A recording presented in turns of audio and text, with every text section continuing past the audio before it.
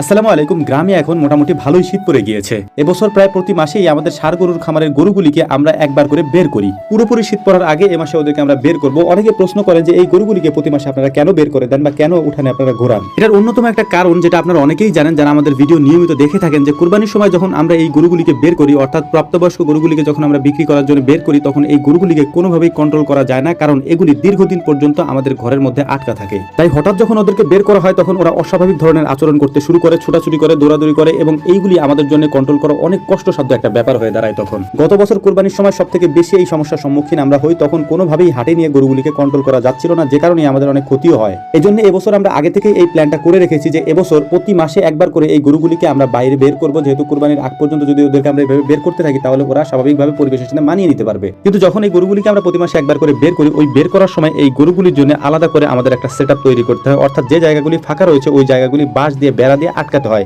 এর পাশাপাশি যে গেটগুলি আছে সমস্ত গেটগুলি আটকে দিতে হয়। তারপরেও যদিও ভেঙে চুরে অনেক ক্ষয়ক্ষতি আমাদের হয়, তারপরেও আলহামদুলিল্লাহ আস্তে আস্তে সেটা কমে আসতেছে। অনেকে বলতে পারেন গরুর নাক ফুরিয়ে দিলে এই সমস্যাগুলি সমাধান হয়ে যেতে পারে। এর পাশাপাশি যদি গরুকে নুক্তা পরানো হয় সেক্ষেত্রেও এই সমস্যার সমাধান হতে পারে, কিন্তু এই কাজগুলি আমরা করি না, কারণ আমার নিজের কাছে খারাপ লাগে। যদিও এটা করাটা বড় বড় খামারের ক্ষেত্রে প্রযোজ্য, কিন্তু আমাদের যেহেতু অল্প গরু, বিশেষ করে আমাদের এখান থেকে বাচ্চা উৎপাদন করা হয়, অর্থাৎ আমাদের এখানে যে ষাঁড় বাছুরগুলো হয় ওই বাছুরগুলোকে আমরা আস্তে আস্তে বড় করি। এই জন্য দীর্ঘদিন পর্যন্ত আমাদের এই বাছুরগুলি গোয়ালের মধ্যে আটকা থাকে। এই কারণে মূলত আমাদের সমস্যাগুলি তৈরি হয়। তো যাই হোক, আলহামদুলিল্লাহ জায়গাটাকে সুন্দর করে আমরা পরিষ্কার করে নিয়েছি। যেহেতু এখানে কয়েকটা গাছ ছিল, এই গাছের ডালগুলি একেবারে উঠানটা জুড়ে গিয়েছিল, আমরা আস্তে আস্তে পরিষ্কার করতেছি এবং আগামী কয়েকদিনের মধ্যে বিশেষ করে আমরা এই জায়গাটাকে সুন্দর আগের যেরকম ছিল ওরকম বানিয়ে ফেলার চেষ্টা করব। কারণ আমাদের খামারের এই ভেতর সাইডটা আমরা আগে অনেক সুন্দর করে গুছিয়ে রাখতাম, কিন্তু এখন কাজের চাপের কারণে আমরা সেটা করতে পারতেছি না, যেটা আমার নিজের কাছেও খারাপ লাগে। কারণ এটাই মূলত আমার একটা শান্তির জায়গা, এখান থেকেই আমি শুরু করেছিলাম। গরুগুলিকে বের করার পর দেখতেই পাচ্ছেন ওরা কিভাবে দৌড়াদৌড়ি করছিল। এই গরুগুলির মধ্যে সবগুলি গরু হচ্ছে ষাঁড় গরু। অনেকে বলতে পারেন যে তাহলে আপনাদের গাভী বা বকনার যে শেডটা আছে সেগুলি আপনারা খোলেন না কেন, অনেকে প্রশ্ন করেন। কিন্তু ভাই আসলে স্বাভাবিকভাবে